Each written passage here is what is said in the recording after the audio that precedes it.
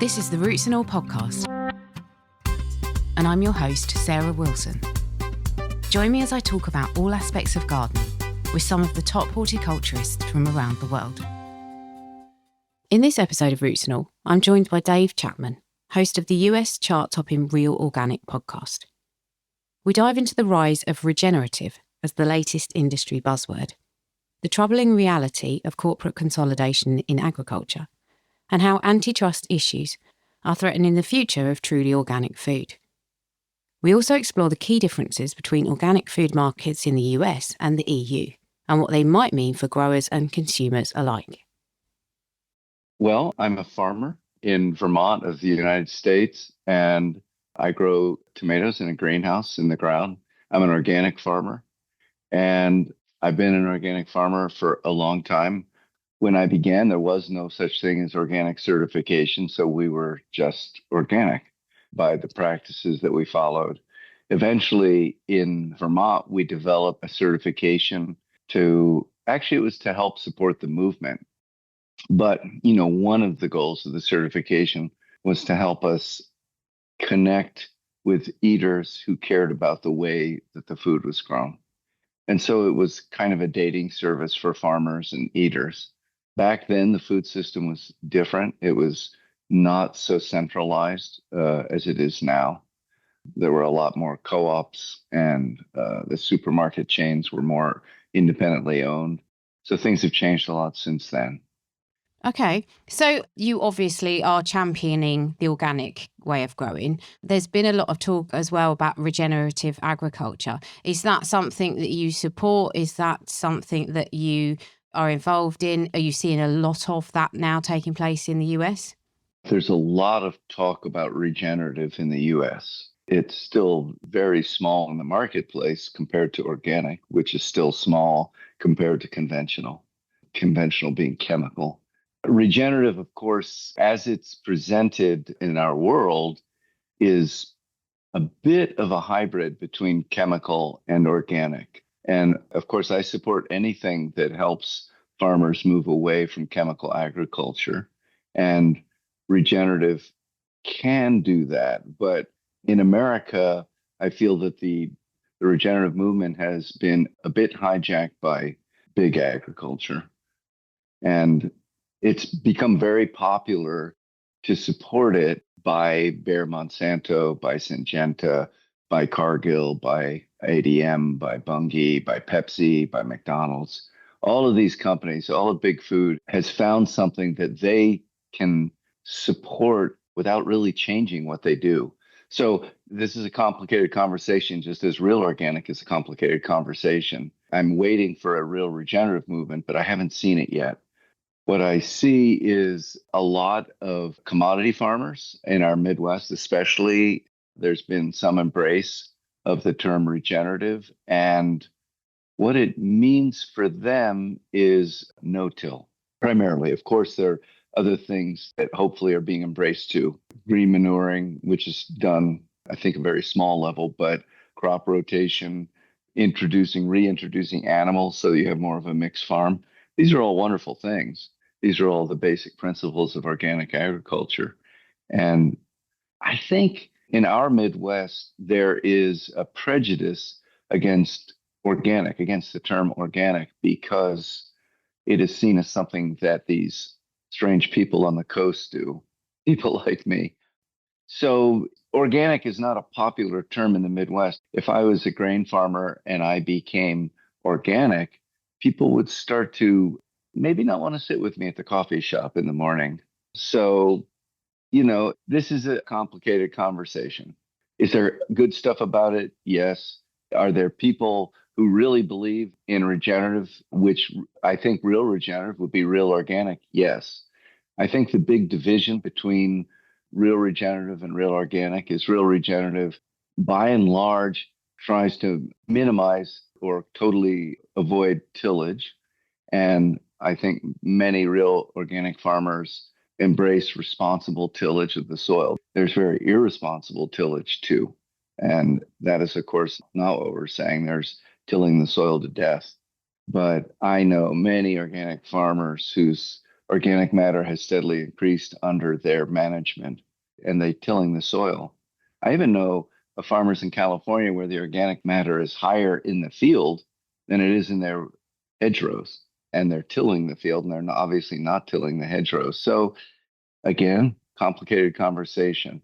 Our world is seeking simple terms so that people can try and support what they want to support in the world. They want to support something that addresses climate change. And they've been told that regenerative is the way to do that.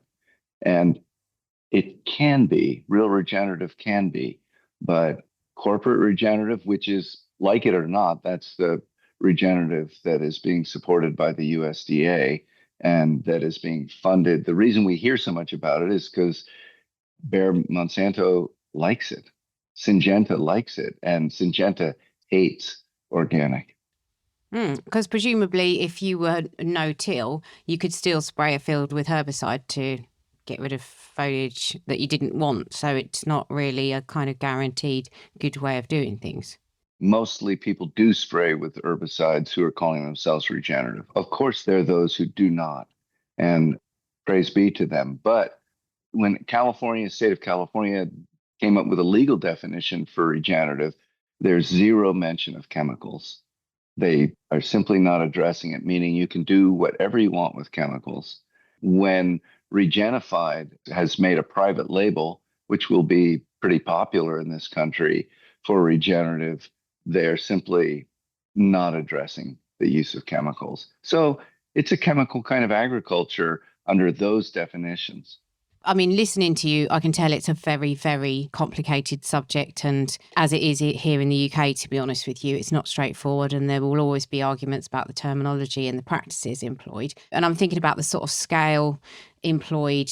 I'm assuming that it becomes more complicated when you start growing at scale and money becomes more of an issue. Is it the fact perhaps that we maybe need to start looking at smaller scale growing to at least supplement our food systems, if not replace the big scale stuff in the end?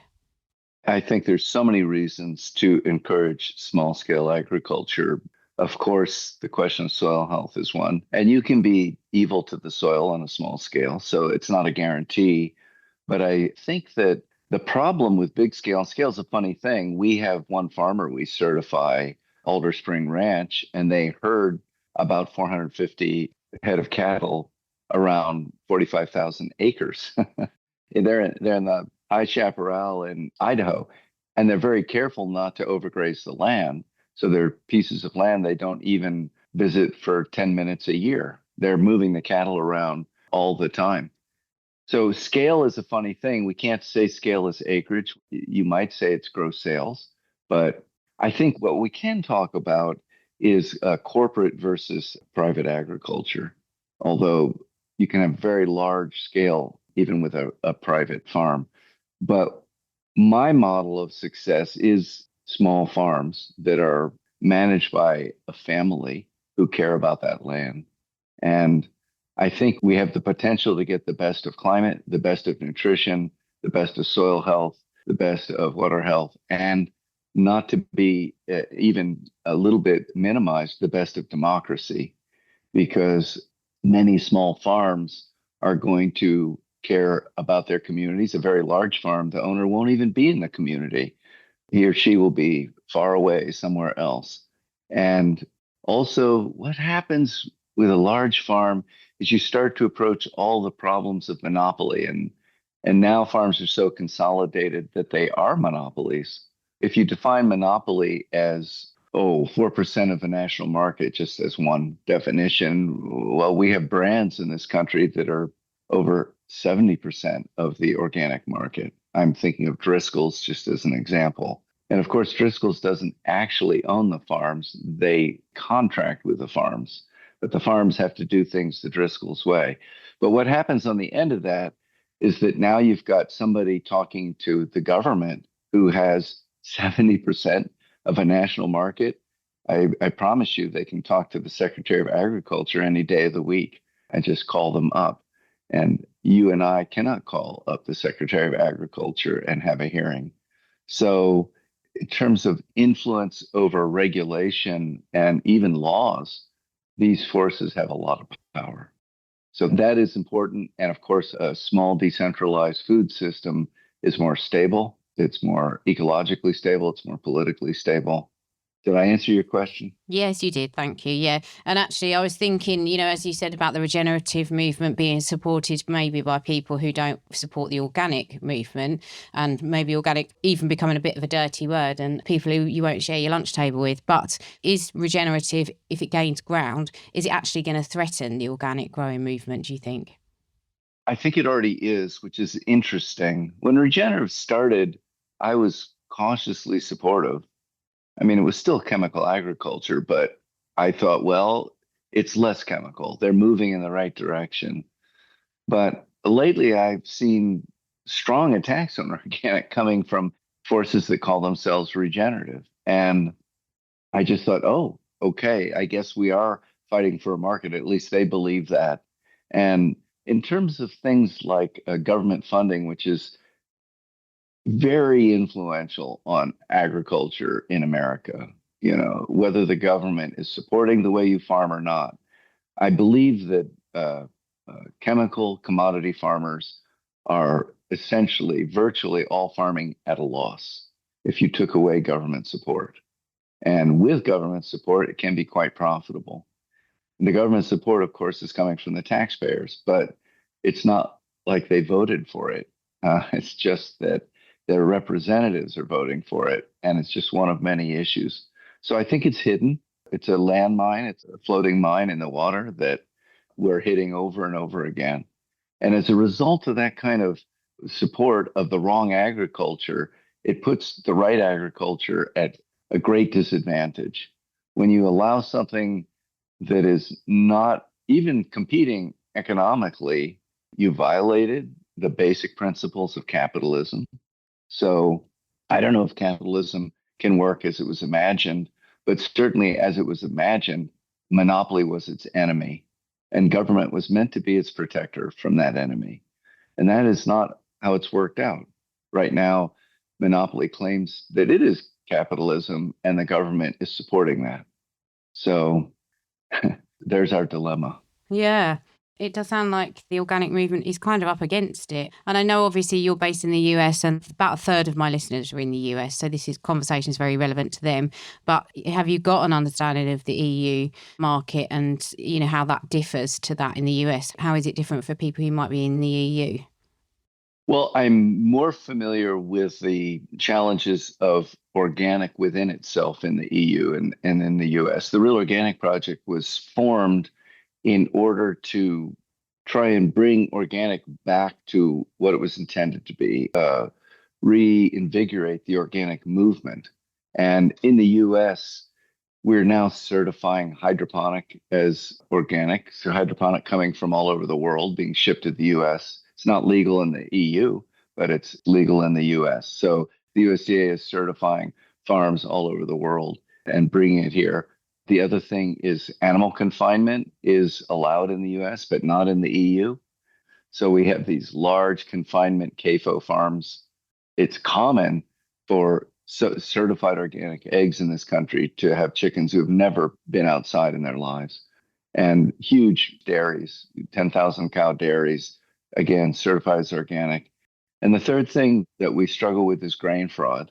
We have some domestic fraud, but the most of it is coming from overseas, from other countries. And this is basically mob activity. And these are just, criminals who are faking the paperwork either at the point of origin or on the ship coming over. And then they flood the market with cheap grain, and which undermines the actual real organic growers. So in the US, last I saw, we import about 2/3 of the certified organic soy that is sold in this country, and maybe about half of the certified organic corn. In this country, there are over 5,000 acres of hydroponics just being certified by one certifier, California Certified Organic Farmers, and with sales that they claim are over $1 billion. And in this country, the large CAFOs dominate and control the price of milk, meat, and eggs, which has had the impact of putting many small organic farms out of business. And in the EU, all these things are illegal. And of course, the grain fraud is illegal here, but the EU acts on it and is much more proactive about denying certifiers who have proven to be untrustworthy. The EU just does not allow hydroponic, and they've been very clear about what that means. And they have a sane definition, and they're very prohibitive of confinement for livestock. Here's the interesting thing, Sarah. In that time that there's been such a discrepancy, sales of organic products have gone up faster in the EU than in the US. And we're about the same right now in gross sales. So you can't say that you can't do it and still be successful because the EU has proven that you can do it. I'm sure there are problems in EU certification. Any certification is going to have problems. But on these big three, they're much, much stronger than the US. So you've got governments probably not acting in everybody's best interests. You've got criminal activity, which is actually very scary in terms of food security, thinking about it long term. But on top of that, you've got the consumer perspective and, consumer behaviour. And I think there's still perhaps a lack of information around organic and what it means. And there's certainly a lack of supply here in the UK. And I recently spent time in Australia and I was very shocked to see that there is a tiny, tiny percentage of organic food in one particular supermarket, but the rest of it was all labelled as Australian grown. So that was their selling point. But again, unless you're a very savvy consumer, you might think Australian grown, that sounds great, but then you're not putting the two and two together and thinking, okay, well, that probably means they can use pesticides, all sorts of chemicals, and might not want to consume. So, how important is it that consumers are educated as well? And how do you go about that? It's such a tough sell sometimes. Yes, it is. We have to realize and really know in our bones that no matter what we call something, no matter what we name it, the corporate sharks will move in. And they're going to move in because people are responding positively. When organic began, there was no market for it. And when they passed the Organic Food Production Act, which is a good law, it was able to pass because there was no market. And it was just kind of laughed at in Congress and said, okay, a couple of these senators want to see this law, we'll let it pass. There was resistance, but nothing like what would happen today. It would be huge. But what happens when you have something and then people start coming to it, because people do want an alternative to the chemical system, is that smart marketers will think of ways to convince people that what they're selling is what people want without changing what they're selling. This is marketing, and there can be ethical marketing and there can be unethical marketing.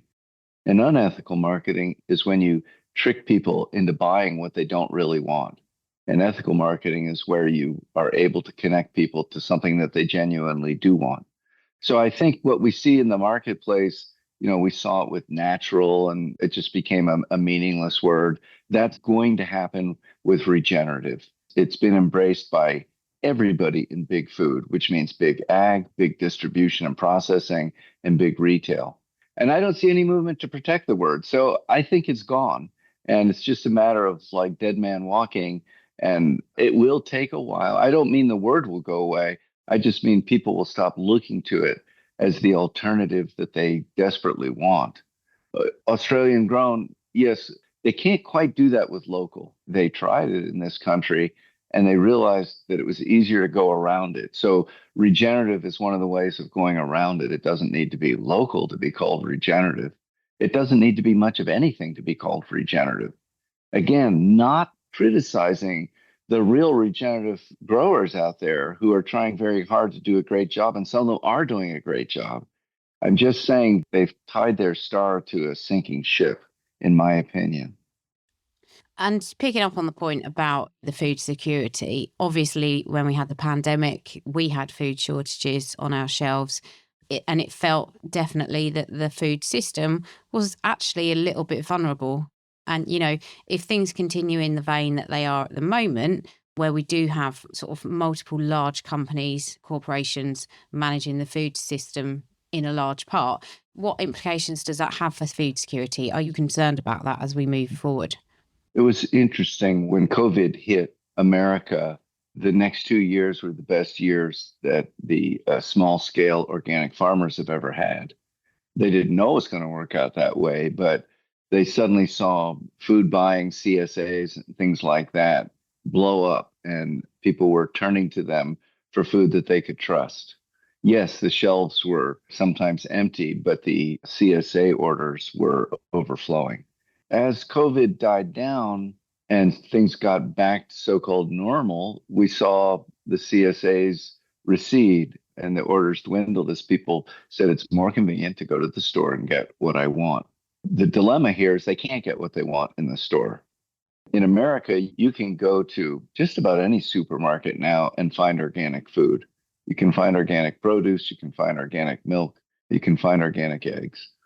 But usually the things that you find in the stores are produced by a handful of large companies, not by anybody local. And I've been to, there's a story I tell of when I went to California once and visited the Whole Foods in Mill Valley. Now, Mill Valley is an extremely upscale community just north of San Francisco, and it's lovely. It's a beautiful place, and it's only half an hour from San Francisco, but it's very suburban, almost rural, and it's got a highly educated clientele. The people in that town know a lot about food. They know what they want, and they're willing to pay for it. They have the means. I went to the Whole Foods in middle of August. It was the height of tomato season in that part of California, and there were no local organic tomatoes. The only organic tomatoes, certified organic, not really organic, were hydroponic tomatoes from Mexico. I thought, wow, how does this happen? And I actually visited a farmer later that day. Beautiful farm, not little, 500 acres, very diverse, just so many different things. They got a cow, they've got sheep, they've got goats, they've got figs, they've got almonds, they've got, olives and many vegetables. And I saw a field of tomatoes that they were about to till under. They were untouched, covered with ripe tomatoes. And he said, well, we couldn't sell them. And I said, well, I was just in Mill Valley at the Whole Foods. What's up with that? And he said, we used to sell them 2 pallets a week of food. Now we sell maybe 2 pallets every 3 weeks to the whole chain. And that's how much it's changed. That's how much the local movement has died here.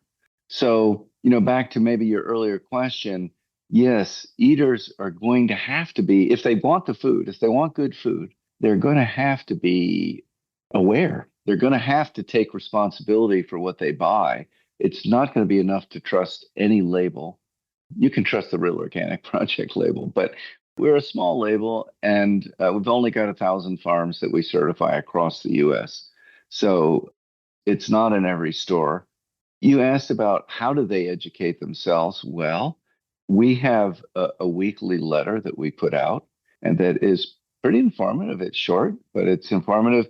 And it's often writing about that week's podcast that we're releasing. So we have the Real Organic Podcast, which we have over 200 episodes now. And honestly, Sarah, they're good. Lindley and I get to go out and interview some of the brightest people in this arena from all different aspects. I mean, I've got one physicist in there and I've got one psychotherapist, but mostly we're interviewing people who are directly in agriculture, either as farmers or as authors or as researchers or as politicians. So we get to look at the food system with an organic perspective from every point of view. So that's a way to get a pretty great education. Thank you very much to Dave for shedding light on this important topic, and thanks to you for listening as always. If you like this episode, you will love episode 334 from a few weeks back with Joshua Sparks talking about his revolutionary ways of growing food, and episode 296 with Eric Olson, who talks about genuine regenerative design. You can download or listen to the podcast direct from the website rootsandall.co.uk. Please also check out my Patreon, where you can make a one-off donation or take out a monthly subscription to help support the podcast. Because if you enjoy the show, please help it continue. I also have a GoFundMe where you can make a one-off donation. Even a one-off donation of £1 helps, and I'll be really grateful for your support. So please go to Patreon or GoFundMe and search for Roots and All Podcast.